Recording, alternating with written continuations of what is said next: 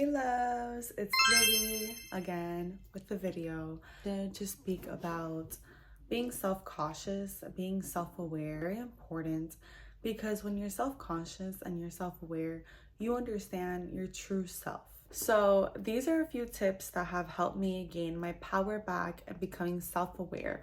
When you're self-aware, you have a lot of confidence because you're actually taking accountability for everything you've done wrong, for everything you've done right, for everything that is going to help you thrive in success, and for things that are lesson learned, instead of just saying, having that victim mindset that we spoke about in the other video, instead of just being upset and sad about the past that you cannot control. So the first one is practicing self-acceptance. Okay. So when you practice self-acceptance, you are accepting yourself, who you are, and appreciating your unique qualities.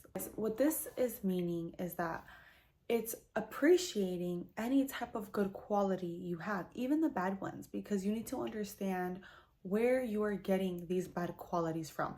Is it from your mother when she used to yell at you as a child? Is it from your father who used to just give you money, like to basically tell you he loves you?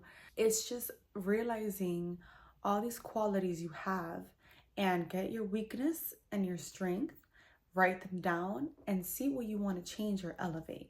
Another one is challenging negative self-talk. Okay, negative self-talk can hurt your self-esteem or boost your self-esteem. Okay, then I am telling you this is because, have you ever had, let's say, a partner, boyfriend, girlfriend, and they started just treating you weird, acting weird, telling you things, maybe not really calling you pretty no more, or maybe not calling you intelligent or calling you dumb, whatever it is, right? Now, this is them talking to you. And sometimes, depending on the person, it can break you or make you, right? Same way as you to yourself. You should always talk to yourself. People laugh at me because I literally laugh at my own mind. I'm like, and they're like, well, what's going on? And I'm like, oh, nothing, because I myself have the best relationship with myself. I have to. I cook for myself. I try to eat healthy, try to go to the gym, try to always keep clean, everything clean, my education, my knowledge, my energy. You must have a really good relationship with yourself. If you don't, then you will start to not be the best version of yourself. You won't be self-aware, because someone that is happy genuinely, they will always be self-aware. Okay, someone that doesn't look for validation in other people, they don't look for being to look good and being called pretty outside. They don't look for validation or else, because they validate themselves. Like, they know that they're good and they don't need anyone to tell them that they're good or tell them that they're bad, and they know that no one can break them. Make sure you always talk to yourself in a very healthy way. Stop calling yourself dumb. Stop calling yourself broke. Stop calling yourself bad things that, if you called someone else this, how would you make them feel? Why are you calling yourself this? Why are you calling yourself, oh, why is my hair ugly? Oh, why is my body like hideous? Like, why are you would never even talk to anyone like that. So why are you talking to yourself like this, right? Another one is looking at yourself objectively.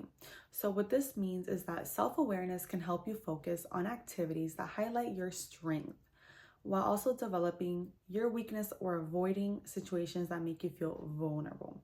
Okay, so when you look at yourself objectively, it is okay to make mistakes. I used to be very hard on myself, especially for the people that are watching this. They're probably super hard on yourself, because this channel is personal development. So I know for a fact you want to become better. You don't want to be like the 99%.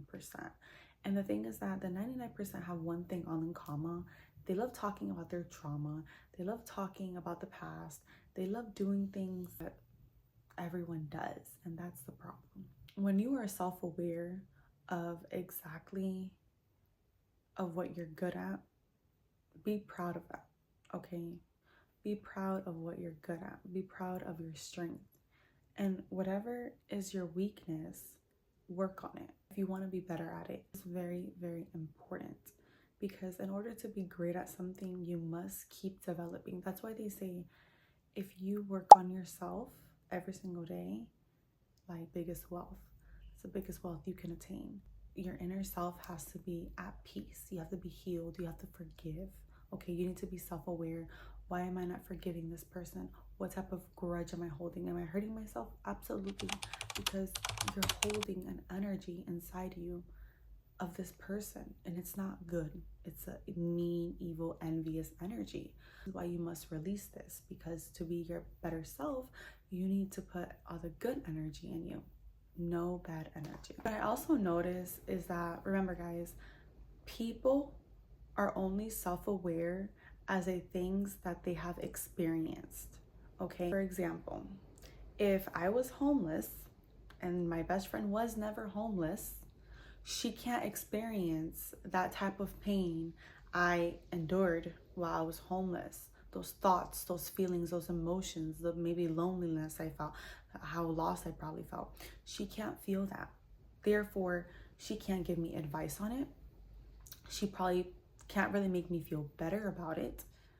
And she's probably lacks self-awareness in that perspective of experience I had, because she doesn't understand it. She can just put her input in it. Okay guys, understand this, because let's say for example you are talking to someone that you really like, okay, everything's going great, everything's going good, but they just didn't necessarily like this one thing about you, and you didn't even know, like, and that's okay. Like, people don't have to like everything about you, okay? That's okay. The thing is that you are self-aware, so you communicate, and the other person, instead of being self-aware, they just block you and never talk to you again.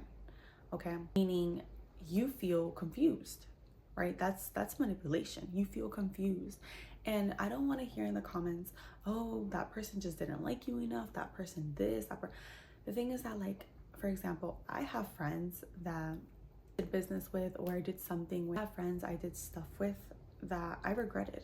I was like, oh my god, like, I don't want to do this again.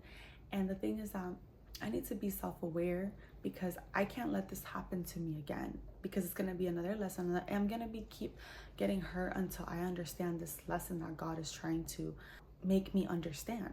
Stop being toxic with the situation of, okay, F this person, I'm blocking you. No. As a friend, as anybody in this world, we're all human beings. We can't read people's minds, okay? So before this person did me dirty, like in my business, I explained to her what I felt and communicated that with her. When I did that, the person apologized, wrote me a short paragraph and apologized. However, I still didn't feel heard, because, and that's not her fault. However, I just felt like I was pouring so much energy into her that when I got back, I got probably 1% of what I was pouring into her. When this person does you dirty and you're self-aware and you're like, I'm just gonna block this person, like, they're messing my energy up. First of all, don't ever let anyone mess your energy up. But I will say that blocking someone doesn't necessarily fix things. I know y'all are petty, so y'all gonna be like, oh yeah, I'm gonna block and disappear. You can, if this person is being toxic towards you and this person is literally not communicating, is giving you like mental illness or a headache, yes, block that person. But if this person genuinely wants to communicate with you and see like, hey, like, can we just talk about it, and you block that person, like, I'm not talking about toxic ex, I'm literally just talking about communication. Like, if my mom makes me upset at something, I shouldn't just block her and no communication. That is very childish, guys. We are not 5-year-olds, okay? We are not 5-year-olds. We have an iPhone and we just block someone because we're mad. No, communicate with that person, because even though you might be selfish and not care how the other person feels, you need to learn how to be self-aware of, okay, this person is actually probably trying to communicate with me because they're expressing how they feel, and you need to understand that it's a form of communication. Blocking someone when the other person is trying, that is not good, okay? You need to be self-aware, and you can't tell yourself, oh, I'm just blocking this person because whatever. No, communicate. I don't want to talk to you because A, B, and Z. Communicate this, because I feel like sometimes humans, they block people. It's very toxic and very manipulative, because blocking someone when they just communicated with you, but you're damaging someone, I think people don't understand that when you block somebody without any type of communication, I'm not saying you're blocking, guys, I need you to understand this video very clearly. I'm not talking about a toxic ex. I'm not talking about a toxic girlfriend. Like, I'm talking about if someone communicates with you and you block them, you are damaging someone. Because you know, when you first start going out with somebody and you are like, oh my god, like you're the most beautiful person in the world because you just first started to know this person, it's very toxic for you to lack self-awareness and not apologize throughout the relationship and always think that you're right and the person is wrong. That is very toxic, guys. It can damage someone because the other person now is thinking everything is their fault and they're imperfect, when the reality is that both of you guys should apologize. It's called maturity. Another one I did want to talk about is practicing gratitude. Being grateful for the things in your life that can help you feel better about yourself. When you are self-aware, you need to be self-aware of everything you have in order to receive more, okay? Don't be greedy and don't be lacking abundance. Like, when someone asks you for food and you have food, extra food, give them food. Don't be like, oh my gosh, like I can't afford more. Like, that is the scarcity mindset. You need to understand what makes you feel better about yourself. You know, oh my gosh, I have a beautiful bed frame. I have a beautiful roof on the top of my head. I ate today. You know, I was able to cook today. My vision is perfect. Car is working. Like, whatever it is, be grateful for what you have so you can feel more confident. The universe is abundant, guys. When have you ever heard of anyone abundant run out of money? Never. No one ever runs out of money, like, unless you think about it, right? I know what you guys are gonna say, like, oh, like I'm living paycheck to paycheck. Okay, you are in lack of mindset. Are you doing anything to have another stream of income, or are you just on your phone after work all day? Like, this is what I'm talking about. Some people just, they're not self-aware, and this is why they will stay the same for 10 years and then they'll be like, I'm tired of it.